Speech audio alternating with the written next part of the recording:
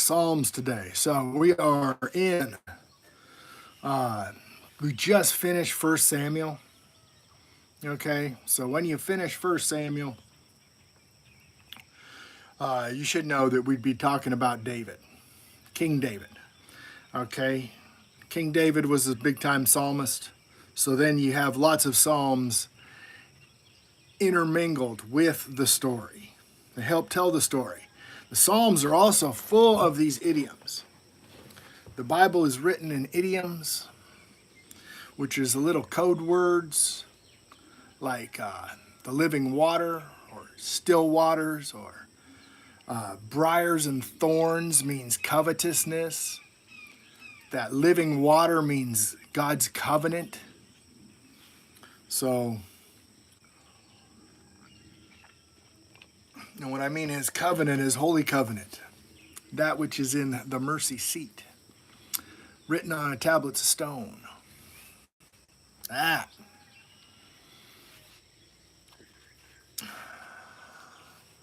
He sent his son to remind us of that holy covenant. Luke 1, 72 and 73. All right, this is Psalm 121. I will lift up my eyes unto the hills, from whence cometh my help. My help cometh from Jehovah, which has made heaven and earth. He will not suffer thy foot to be moved. He that keepeth will not slumber. Will not slumber. That would be him telling you to get to work. Behold, he that keepeth Israel shall neither slumber nor sleep. But Jehovah is the keeper. Jehovah is the shade upon thy right hand. The sun shall not smite thee by day, nor by noon by night. Jehovah shall preserve thee from all evil, and he shall preserve thy soul. Jehovah shall preserve thy going out and thy coming in, and from this time forth even evermore. Even evermore. Okay? What I was just talking about with these idioms is that idiom of the living water, evermore. It's a forever, everlasting covenant. Psalms 123. Unto thee I lift my eyes, O thou dwellest in the heavens. Behold, as the eyes of the servant look unto the hand of their masters, and as the eyes of a maiden unto the hand of the mistress, so our eyes wait upon Jehovah our God until he have mercy upon us. Have mercy on us, O Jehovah, mercy upon us, for we are exceedingly filled with contempt. Our soul is exceedingly filled with scorning of those who are at ease, and with the contempt of the proud. The contempt of the proud. Good morning, folks. Good morning. How are you? Yeah, that was Psalms 123. I've been talking about the idioms that are in the Bible of mercy.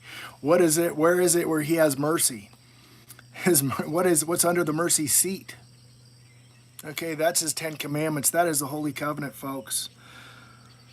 Have mercy upon us. If we look up, if we hit that mercy and look in our Strong's Concordance, it's going to say reproof. Okay? His mercy is that he gives us a way to live. All right, Psalms 124. If it had not been Jehovah who was on our side, now many Israel say, if it had not been Jehovah who was on our side when men rose up against us, then they had swallowed us up quick when their wrath was kindled against us, and the waters had overwhelmed us, and the stream had gone over our soul. Then the proud waters had gone over our soul. Blessed be Jehovah who hath not given us as prey to their teeth. Our soul is escaped as a bird out of the snare of the fowlers, and the snare is broken, we are escaped. Our help is in the name of Jehovah who has made heaven and earth. Okay, David's talking about being delivered from his enemies. Okay, right now Saul was on his feet until Saul just died. That's the end of Samuel, 1 Samuel. Okay, Samuel dies, Saul dies. David's very sad. He's writing these Psalms. Jehovah delivers him. Okay, we have people now trying to push this thing, thinking that Jehovah is going to deliver them. But they're not righteous. Okay, he's only going to deliver the upright, folks. So there's going to be a weeping and gnashing of teeth, and we're seeing it unfold right before our eyes. And then they don't know what this book says. They that trust in Jehovah shall be as Mount Zion, which cannot be removed, but abideth forever, forever. As the mountains are around Jerusalem, as Jehovah is round about it from his people, henceforth even forever. The rod of the wicked shall not rest upon the lot of the righteous. The rod of the wicked shall not rest upon the lot of the righteous. What's righteousness, guys? Lopes, do you know what righteousness is, Losi? It's spoken of in Deuteronomy. If we wanna know what God's righteousness is, we go to Deuteronomy 6:24 and 25. Oh, do good, O Jehovah, those that do good, them that are upright in their hearts, them that are upright, those are the ones that follow his commandments. For such as turn aside their crooked ways to Jehovah shall lead them forth with the workers of iniquity. But peace shall be upon Israel. He sends his son to do what, guys? He sends his son to do what? This is Peter right here out of Acts 3. I'm going to go to Acts 3, verse 26. Unto you first, God, having raised up his son, Yeshua, sent him to bless you, in turning every one of you away from his iniquities. Okay, what would be iniquities? That's sin, folks. How do we define sin? What is sin? Not listening to God. That's sin. I don't even think the church today knows what sin is. They think it's not drinking and not smoking and all that kind of stuff. Here's what sin is, guys. This is 1 John. John was the beloved. Okay. For this is the love of God, that we keep his commandments, and his commandments are not grievous. Okay, 1 John 1:3. 1 John 1:3, verse 4. Whoever committeth sin transgresseth also the law, for sin is transgression of the law. Okay, the law he's talking about here, the law is talking about is his 10 commandments. That is what John's talking about in 1 John, is his 10 commandments. Those sacrificial laws were finished at Calvary. Okay, it's the sacrificial laws, the laws of sin and death, the ministration of death. Okay, you don't have to stone somebody anymore. No, we just keep each other on the narrow path through love and rebuke. Man, and that's what's having a poor and contrite spirit. David talks about this. Okay, so that was Psalms 124, 125. Okay, yes, that was Psalms 125. Now I'm going to Psalms 128. And this is, it jumps around and it misses some of these Psalms because it's peppered in the chronological story of the Bible. Blue Letter Bible app does this for us. He puts together a daily reading, and if we read it every day, at the end of the year, we'll have read the whole book. Blessed is everyone that feareth Jehovah. Blessed,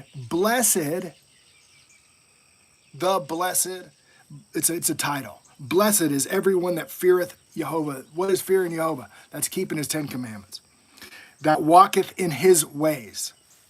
For thou eat the labor of thine hands, happy thou shalt be, it shall be well with thee. It shall be well with thee. What is doing well? Well doing. James 2, verses 8 and 9. If thou do the royal law as per scripture, thou do well. it shall be well with thee. Thy wife shall be as a fruit of the vine in the sides of thy house, the children of olive plants round about thy table. Behold, they that thus be blessed that feareth Jehovah. Jehovah shall bless thee out of Zion, and she shall see the good of Jerusalem all the days of thy life. Yea, thou shalt see the children's children, and peace upon Israel. Okay, what is the fifth commandment? That's that we honor our mother and father, right? Okay, so now if we honor our mother and father, what does that mean? Ephesians 6 tells us that's the first commandment with promise. Okay, it's a promise of a long life. He's talking about it right here. It's a promise of life everlasting. Okay, that's Ephesians 6. Is talking about the fifth commandment. If all the commandments have been done away with, if they've been fulfilled, then why is Ephesians 6 telling us that we need to obey our parents and honor our parents? Okay. Earlier in this video, I told you about Luke 1, verse 72 and 73, where he sends his son to remind us of the Holy Covenant, the promise to Abraham. Okay, the Abrahamic promise was renewed in Exodus 19. Exodus 20, they get to hear from the midst of the fire